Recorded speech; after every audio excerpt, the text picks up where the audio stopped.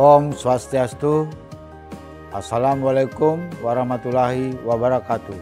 Salam sejahtera, namo buddhaya, salam kebajikan, rahayu untuk kita semua.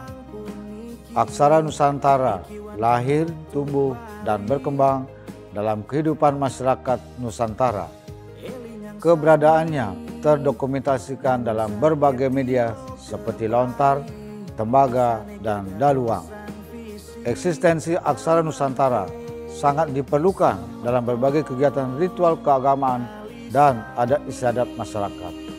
Sebagai warisan para leluhur, Aksara Nusantara merupakan khasanah budaya sastra yang mengandung berbagai pengetahuan dan nilai-nilai luhur yang dijadikan acuan dalam setiap aktivitas masyarakat.